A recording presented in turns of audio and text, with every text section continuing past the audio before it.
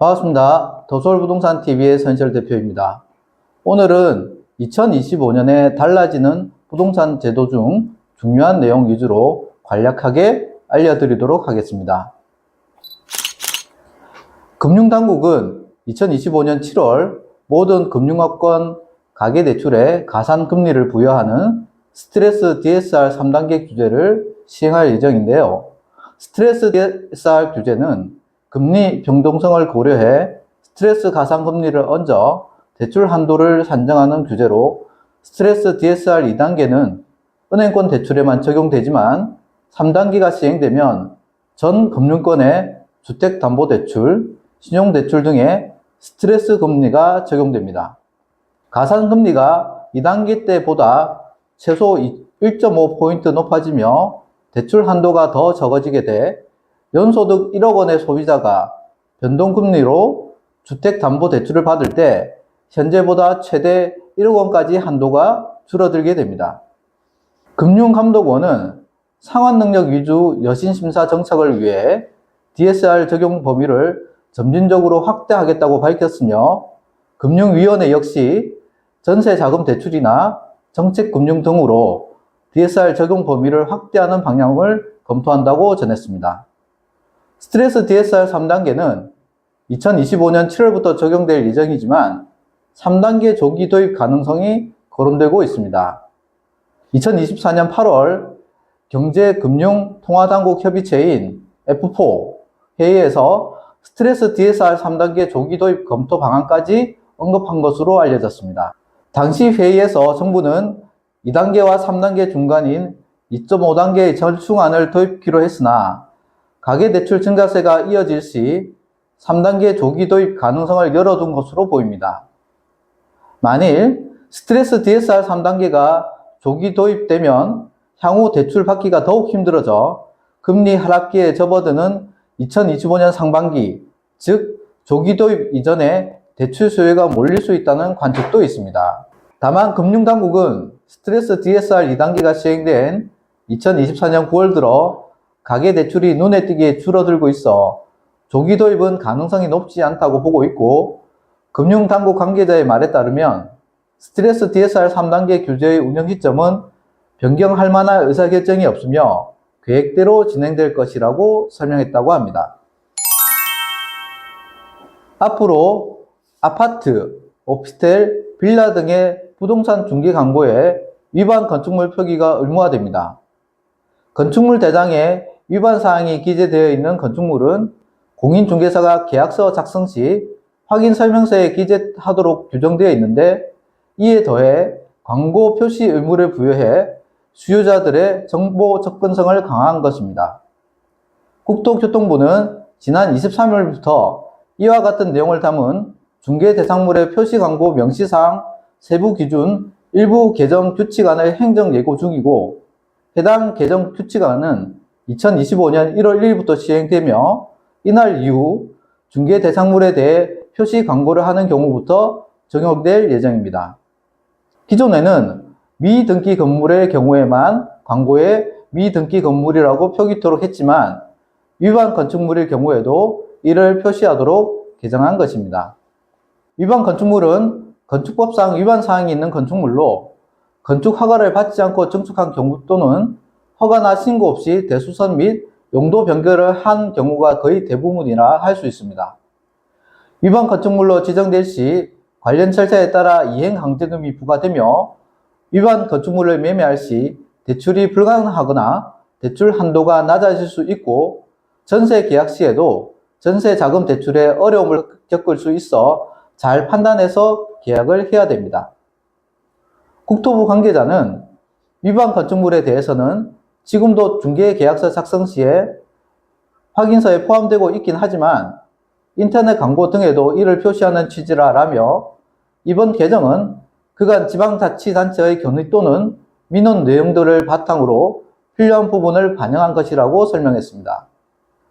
위반 건축물 표시 의무화 외에도 해당 개정안에는 현행제도 운영상 나타난 미비점을 개선 및 보완하기 위한 내용들이 담겼는데, 중개 의뢰인이 원하지 않는 경우 층수를 저, 중, 고로 대체하는 건축물 범위를 주택법에 따른 준주택으로 확대하고 중개사무소 연락처에 개업 공인중개사 책임하에 표시 광고 업무를 보조하는 소속 공인중개사 연락처를 필요에 따라 함께 표시할 수 있도록 허용하며 토지, 건축물 등에 따라 명시해야 하는 사항의 기준 정비 등이 있습니다.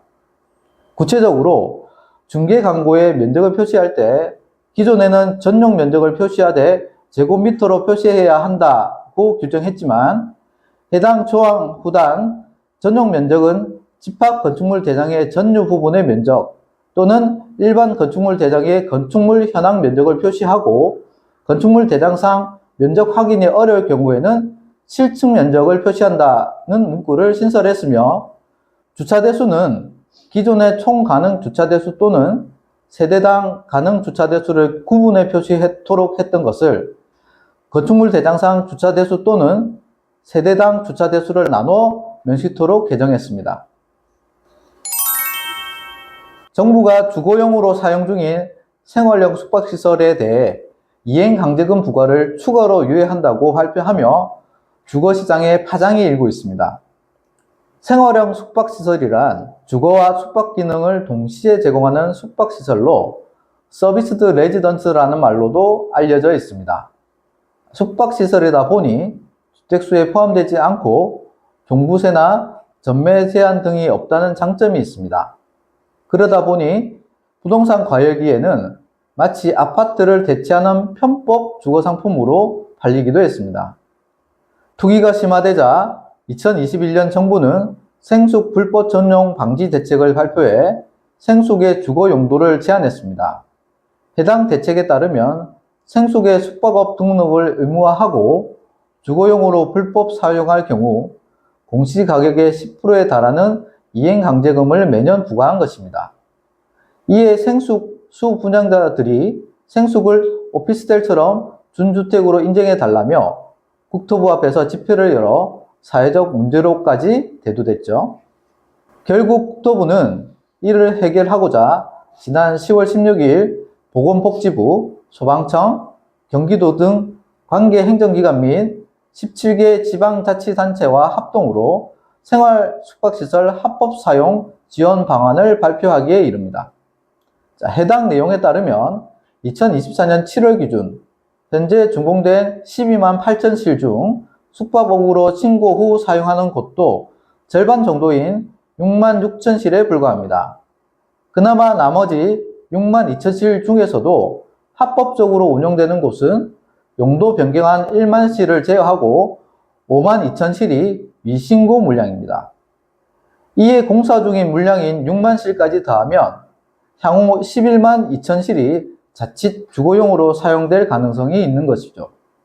국토부는 이번 지원 방안에서 기존 생숙 건물의 경우 복도폭이 기준을 충족하지 못해도避難시설 또는 설비 보완 시 안전 성능을 인정하고 주차 기준 등을 완화해주는 등 오피스텔로의 용도 변경을 용이하도록 맞춤 방안을 내세웠습니다. 또한 숙박업 신고 예비 신청을 한 소유자에 한해 조건부로 이행강제금을 2027년까지 유예하며 수분양자의 퇴로를 열어줬다는 평입니다. 기존의 숙박업 신고 요건은 30실 이상 또는 건축물의 연면적 3분의 1 이상을 소유하거나 독립된 층을 소유했을 경우에나 가능하다는 단점이 있었습니다. 그러다 보니 지금처럼 영세 소유자의 경우 숙박업을 신고하려고 해도 거의 불가능하다는 단점이 있었죠. 이에 국토부는 지자체별로 숙박업 신고 기준 완화를 위한 조례 개정을 유도해 해당 기준을 낮출 예정입니다. 숙박업 신고 기준은 지역 여건에 맞춰 변경할 수 있으므로 지자체별로 조례를 완화할 경우 30실 이하도 가능하게 된 셈이죠. 여기에 기존의 오피스텔로의 용도 변경 시 가장 큰 장애 요인으로 복도폭, 주차 기준이 있었는데요.